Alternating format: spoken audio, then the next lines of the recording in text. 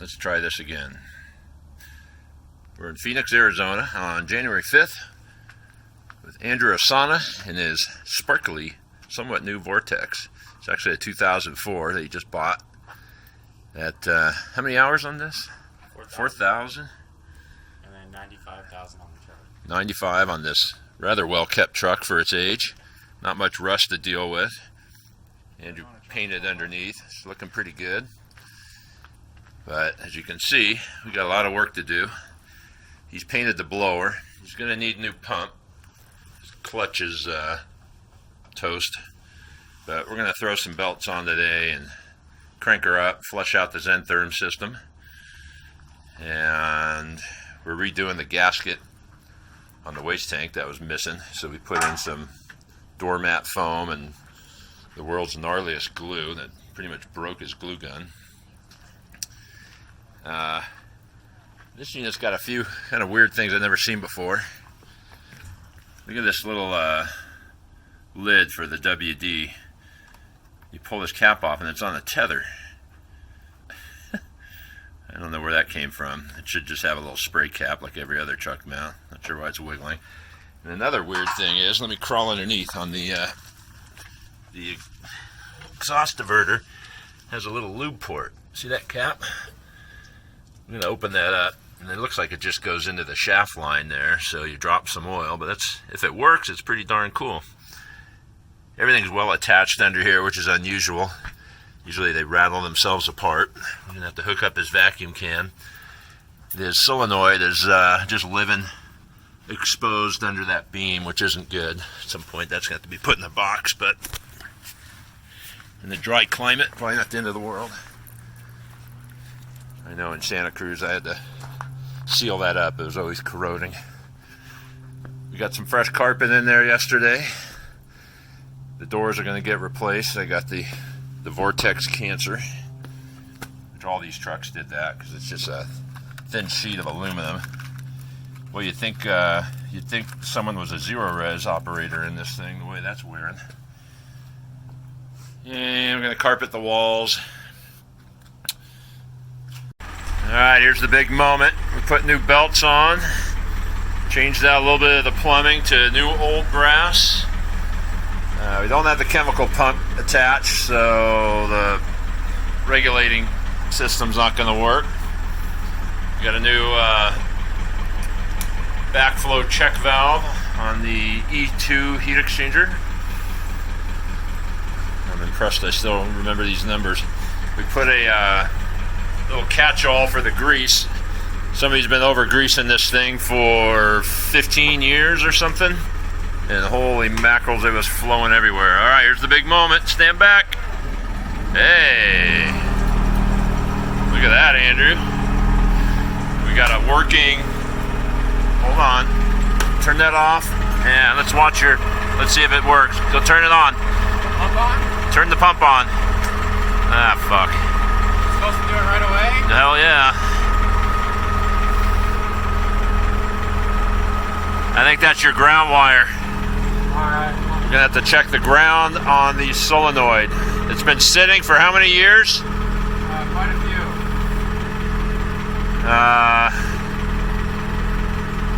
Turn that pump back on. It's on.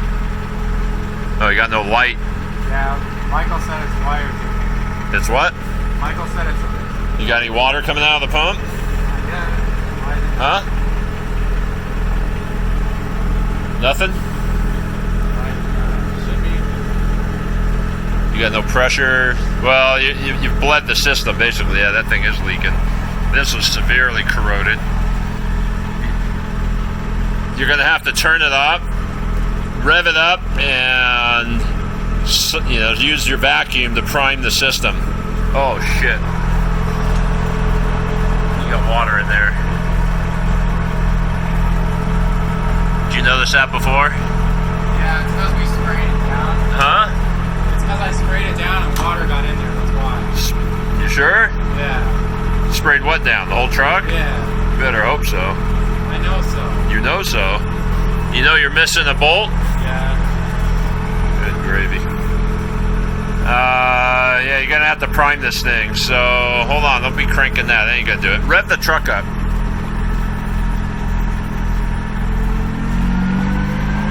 Wish I had my safety goggles on. Putting those belts on. Now, I don't even know why there's a belt tensioner on there. It's so freaking tight. Hey, look, we got water.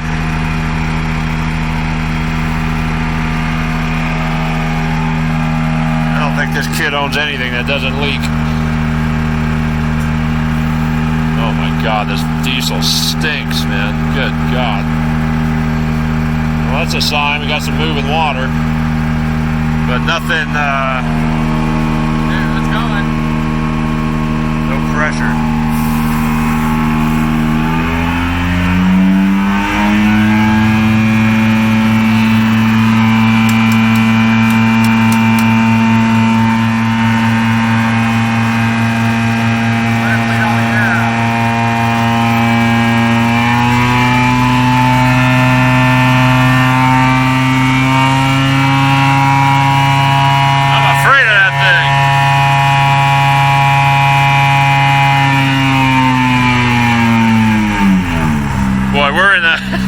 We're in this little HOA complex running this thing without the tank attached. Man, it is so smoky. The good old days.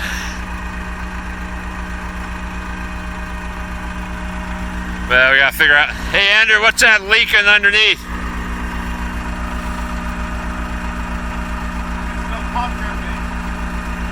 I think you got a leak on that. Well, I don't know how the hell you get water over there. It seems to have slowed down.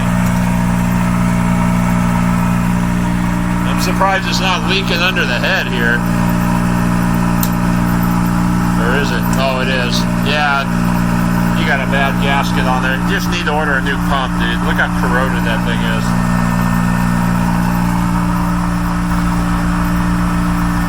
Alright, well, we got to figure out why his exhaust diverter isn't working, but that was good fun.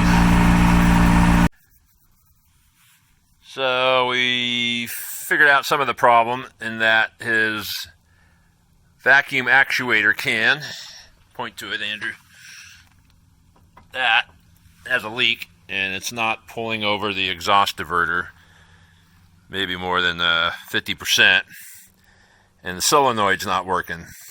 Vacuum's getting to the solenoid, but it's not getting through, so he's in there cleaning up the contacts and whatnot. We're going to give that a try, but he definitely needs a new cam, and he needs to move the whole solenoid into a box so it doesn't get exposed to the elements and grease. And he definitely needs to replace pressure regulator. It's leaking like crazy and severely corroded inside. His far left seal on this check valve is leaking. We fixed the Lovejoy coupler, and another thing is, which is really common on these things, it's a bogus design, is that the accelerator actuator, which is this, it gets pushed by this threaded rod right here, and it's slipping off and doing that. You see that? The focus is right here. Hold on. Dink, dink. Come on, fucker. Sorry, pardon my French. So it's slipping off, and it's only allowing him to get to about 1500 RPM, which is okay for single wanding, but dual wanding, you want to get to 17. You can see this notch. So we need to extend these nuts all the way out so it's a bigger head on there, so it sticks on that plate like that. But because this all wiggles and turns, every time you turn that throttle inside, it pops off. So what else? We pulled the diverter off of here. We're gonna ramrod all of those and hope and pray there's no leak. Otherwise, you gotta pull this whole E3 exchanger off, hook up air fittings to the two drains, or either the drain or the oil inlet on the other side. Put it under water and watch which tube is leaking. Hopefully it's just one or two, which you can plug off and live without complete heat. These things are hotter than they need to be anyways. Otherwise you're going to spend $1,500 to $2,000 on a new E3, which they don't even make anymore. So good luck finding that with all the right fittings. Anyhow, that's the 3 o'clock update on Operation Osana. Recording video. Now I am. Video, Lord. He's been doing that all day. All right, ready? Slightly rotated. Same wind. Look at the size of that crab pot. Who's this gray hair guy right here? Introduce yourself. Old fart, Mark, the Turbo Man. The Turbo Man. He's the Gates host for this? Mark claims he invented the mighty Bentley wand or something like that, and that's his claim to fame. Liars are thrust to hell, you know that, don't you? What's that? Liars are thrust to hell. Oh, yeah, it goes right about that. So I gotta go from underneath and Yeah, because you can't tell where the holes are through the carpet. In fact, you're gonna have to get...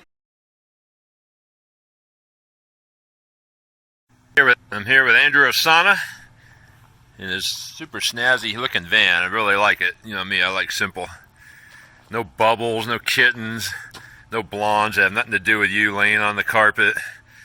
No cartoon characters. He says it's a Ryan Kettering design, but I find it hard to believe. I don't see anything Kettering-ish. Not that that's a bad thing, but I like your Rethink Clean. Sounds like a franchise tagline. So let's see what's inside there, Skippy. Oh, you got a heat shield. Wow, that's a nice looking little Pro Chem there. Clean. That's a Brewster filter? Unfortunately. Unfortunately, why you don't like it? Yeah, well, like, it started leaking on me, so I put some silicone on it, but it's Don't put it in the customer's entry and you'll be fine. No, it's time. Got some tile tools. Out here in Phoenix, that's about all you clean. There's tile. What's with the 360i and no head on it? I just don't have it on there. You don't use it? Sometimes I don't, yeah. But what is that an eye? It looks like an eye. It's an eye. Multi-sprayer, you got a little 90-gallon tank, you got a water softener, you got your upholstery tools. What's in those cylinders up there? See how nice and clean he keeps the well? That's so rare to see carpet cleaners. Keep it looking good. Got 2.5-inch feed, 2.5-inch port too. That's cool. Do you use that, Andrew? I don't. I don't have 2.5 inch on. Let's see how he keeps the back. I keep the neoprene floor runners up in there. Ah, got the Sager wraps or Sager floor runners. He's got his stuff all branded up. His little lunch kit. What's this kind of hose? Oh, that's your garden hose. Yeah, that's my fresh feed. It's 100 feet of 3/8 air hose. Air hose? What? Just because it takes up less room? No problems? Takes up less room, lightweight, easy to manipulate. Old school Taiwan with Start ergo. 1-inch extenders. Oh, you got ergo on there. Nice. Well, is that contingent? No, it's not.